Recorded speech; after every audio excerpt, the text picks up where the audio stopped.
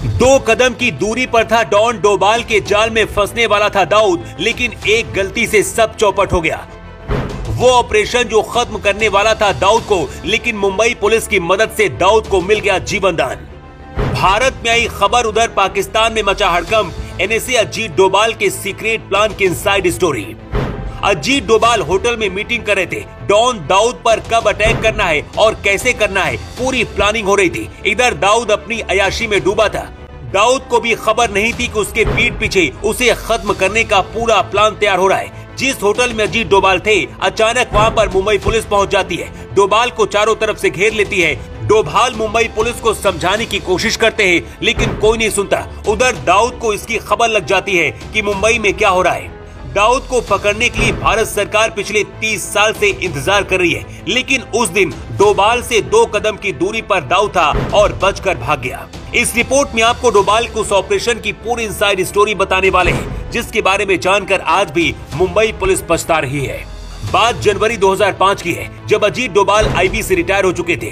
कुछ दिन बाद खबर आई कि दाऊद इब्राहिम की बेटी महरूख का निकाह पाकिस्तानी क्रिकेटर जावेद मियांदाद के बेटे जुनैद से होने वाला है। निकाह 9 जुलाई को मक्का में होने वाला था। भारतीय एजेंसियों ने सही मौका समझकर दाऊद को निपटाने की सोची। बहुत कम ही ऐसा होता था जब दाऊद इब्राहिम के मूवमेंट की जानकारी किसी को मिलती थी। प्लान फेल हो जाता तो बड़ी फजीहत होती।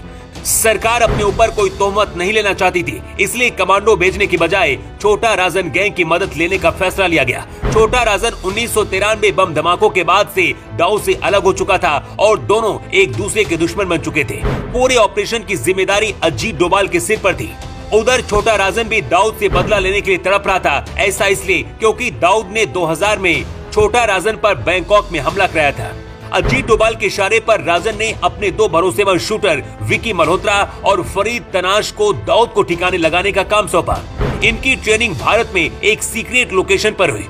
दोनों को दुबई पहुंचने के लिए जाली ट्रेवल डॉक्यूमेंट्स और टिकट्स दिए गए। डोभाल पूरी प्लानिंग में लगे थे। बस दाऊद का कुछ ही घंटों में पूरा खेल खत्म होने वाला था, लेकिन असली खेल इसके बाद शुरू हुआ। डॉन दाऊद को मिटाने की अब तक पूरी प्लानिंग बहुत अच्छी तरह की चल रही थी, मगर आईबी और मुंबई पुलिस को इसकी जानकारी लग गई। मुंबई पुलिस के बहुत सारे अफसर दाऊद के टुकड़ों पर पल रहे थे, जो अंदर की बात दाऊद तक पहुंचाते थे। मुंबई पुलिस को भारत में छोटा राजन गैंग के सदस्यों की मौजूदगी की भनक लग गई थी।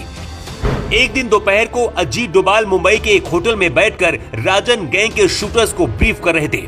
तभी पुलिस ने धावा बोल दिया। डोभाल को बहुत गुस्सा आया। उन्होंने पुलिस को बताने की बहुत कोशिश की कि आखिर वो कौन है, लेकिन मुंबई पुलिस तनाशा और मल्होत्रा को अरेस्ट करके ले गई और इधर डॉन दाऊद को पता चल गया।